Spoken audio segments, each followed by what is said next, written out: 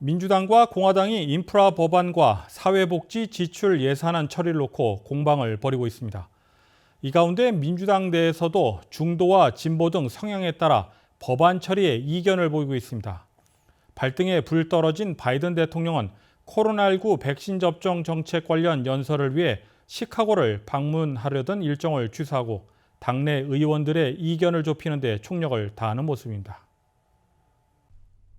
조 바이든 대통령이 취임 이후 역점을 두고 추진해오고 있는 핵심 의제는 1조 2천억 달러 규모의 인프라 법안과 3조 5천억 달러 규모의 사회복지 지출 법안을 꼽을 수 있습니다. 해당 예산안은 지난달 상원을 통과했고 내일인 30일 하원 표결을 앞두고 있습니다. 반면 복지, 교육, 증세 등 사회복지 관련 예산은 공화당뿐만 아니라 민주당 내에서도 중도파와 진보파 사이에 이견을 보이고 있습니다. 과도한 재정 지출 부담에 대한 우려로 민주당 내 대표적인 중도파 조 맨친 상원의원과 키어스틴 시너마 상원의원은 이중 3조 5천억 달러 인프라 법안 규모에 반대하고 있는 상황입니다. 민주당 진보 의원들은 인프라 법안 처리에 대한 보증 없이는 내일인 30일 초당적 인프라 법안에 대해서도 찬성표를 던지지 않겠다는 입장입니다. 바이든 대통령은 법안과 관련해 당내 의원들의 이견을 좁히기 위해 중도파 맨친 의원과 시너마 상원의원을 비공개적으로 만나 설득하는 시간을 가졌습니다. 또한 진보 성향의 낸시 펠로시 하원 의장과 척 슈머 상원 민주당 원내대표와 전화 통화를 해 조율에 나선 것으로 알려졌습니다. KTN 뉴스 스티븐입니다. SK이노베이션이 자동차 회사 포드와 손잡고 테네시주 스탠튼과 켄터키주 그랜데일에 대규모 배터리 공장 건설을 예고했습니다. 합작회사 블루오벨 SK를 통해 당초 계획보다 2배를 늘린 투자의 계획도 발표했습니다. 보도에 김상은 기자입니다. SK이노베이션과 포드가 지난 28일 합작으로 설립 예정에 있는 블루오벌 SK 생산 공장이 들어서는 테네시주와 켄터키주에서 배터리 생산 부지를 발표하는 행사를 가졌습니다. 이날 행사에서 대규모 투자 계획도 공개했습니다.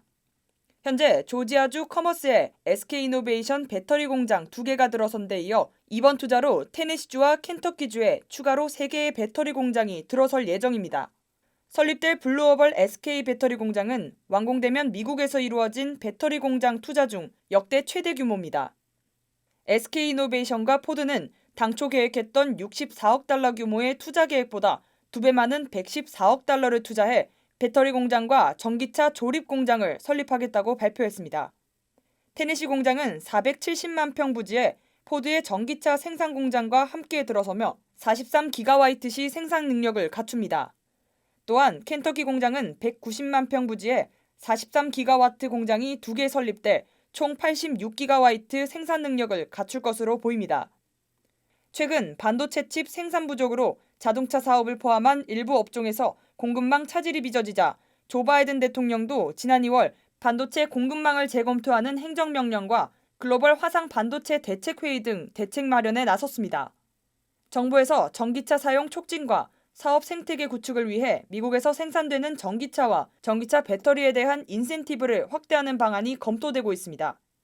통과되면 미국에서 SK이노베이션의 사업적 위상이 더욱 강화될 것이라는 전망입니다. KTN 뉴스 김상은입니다.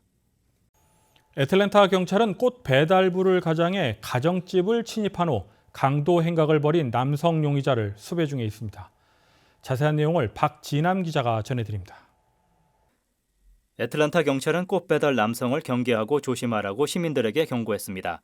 경찰은 꽃배달을 가장해 가정집에 침입해 강도 행각을 벌이려고 한 용의자 남성을 수배 중이라고 말했습니다. 피해자의 CCTV 카메라에 용의자의 범행이 포착됐습니다. 소셜미디어에 게시된 비디오에서 용의자는 큰 꽃다발을 들고 가정집 문으로 접근하는 것을 볼 수 있습니다. 피해자에 따르면 피해자는 전화로 용의자 남성과 통화했고 꽃배달을 왔다고 말해 문을 열어줬다고 말했습니다. 그러자 용의자 남성이 그녀에게 테이저건을 사용했다고 말했습니다. 그녀는 즉시 집안에 있었던 아들들에게 아래층으로 내려오라고 소리쳤고 그때 용의자 남성이 도망쳤다고 말했습니다.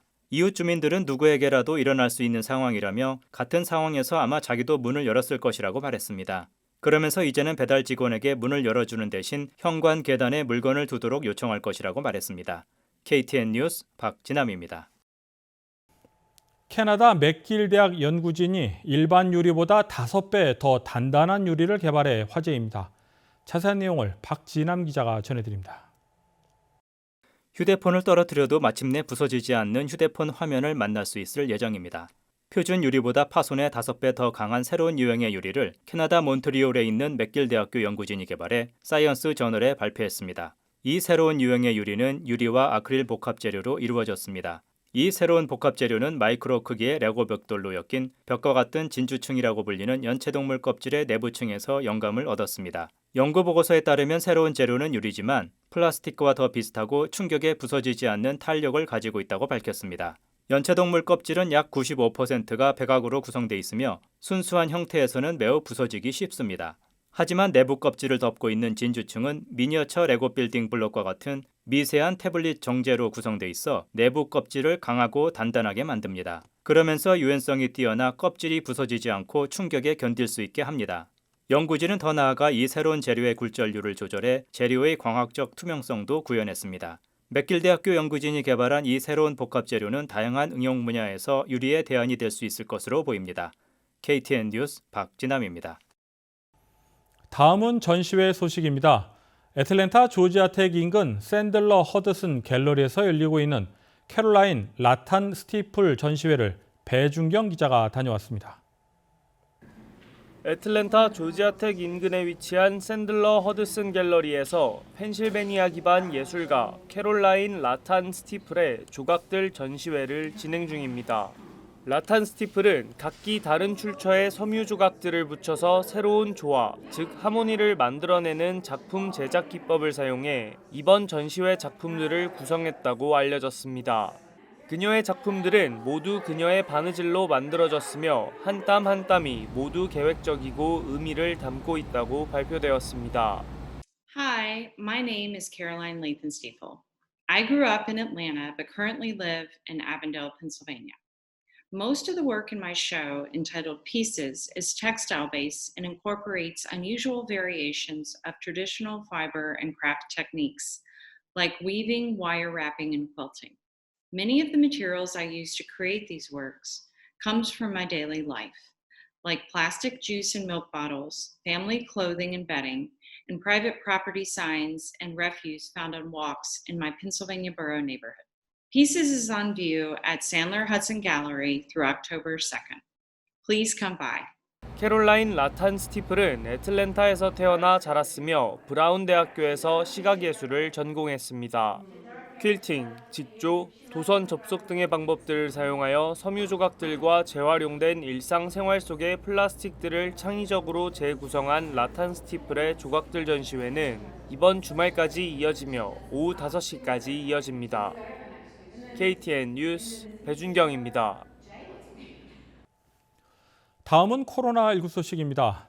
연방질병통제예방센터 CDC는 지난달 12일부터 이달 19일까지 추가로 코로나19 백신을 맞은 부스터샷 접종자 가운데 이상 반응을 신고한 2만 2천여 명을 대상으로 분석한 결과를 발표했습니다. 그중 71%는 접종 부위의 통증을, 56%는 피로감을, 43%는 두통을 호소했습니다. CDC는 신고한 이상 반응 대부분이 경미한 사안이며 오래 지속되지 않았다고 설명했습니다. 오늘의 코로나19 현황을 김상은 기자가 종합했습니다. 9월 29일 오후 2시 50분 기준 미국 내 코로나19 누적 확진 환자는 4,411만 3,931명, 누적 사망자는 71만 2,520명입니다. 어제 하루 동안 신규 확진 환자는 13만 7,155명 늘었고 신규 사망자는 2,818명 증가했습니다. 주별 누적 확진 환자는 캘리포니아, 텍사스, 플로리다, 뉴욕, 일리노이 순으로 많습니다. 주별 누적 사망자는 캘리포니아, 텍사스, 뉴욕, 플로리다, 펜실베니아 순으로 많습니다. 다음은 조지아주 코로나19 현황입니다. 오후 2시 50분 집계에 따르면 조지아주의 누적 확진 환자는 121만 9,318명, 누적 사망자는 22,354명으로 집계됐습니다. 신규 확진 환자는 3,278명 증가했고 신규 사망자는 126명 늘었습니다. 다음은 카운티별 집계입니다. 풀턴 카운티 누적 확진 환자 10만 7,483명, 누적 사망자는 1,515명입니다. 화요일 대비 신규 확진 환자는 314명 늘었고 신규 사망자는 4명 늘었습니다. 귀네 카운티 누적 확진 환자 10만 6,526명, 누적 사망자는 1,258명입니다. 신규 확진 환자는 552명 늘었고 신규 사망자는 4명 늘었습니다. 이상 오늘의 코로나19 현황이었습니다.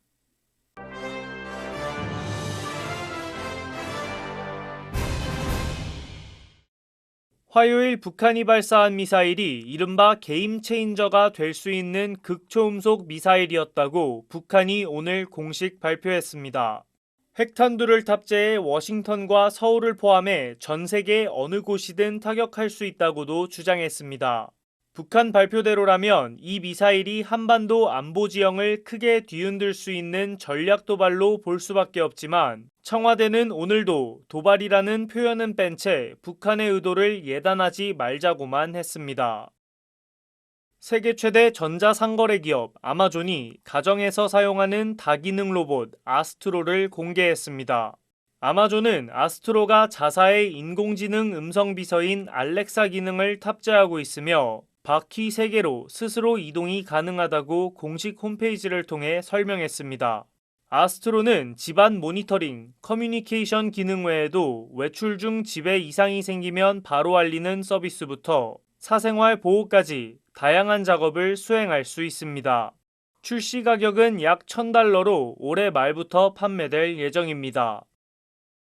조지아 한인범죄예방위원회는 오는 30일 오전 9시부터 11시까지 노크로스에 있는 45 사우스 카페에서 노크로스시 경찰서와 함께하는 커피 위드 캅 행사를 개최한다고 밝혔습니다. 범죄예방위 측은 노크로스시에서 한인회관이 위치해 있고 한인업체들도 많이 위치해 있다면서 한인들의 많은 관심과 참여를 당부했습니다. 또한 경찰관과 커피를 행사를 통해 평소 경찰들과 인사를 나누고 지역사회 안전을 함께 이야기할 수 있는 시간이 될 것이라고 소개했습니다. 이상으로 9월 29일 KTN 뉴스를 모두 마칩니다. 시청해주신 여러분 고맙습니다.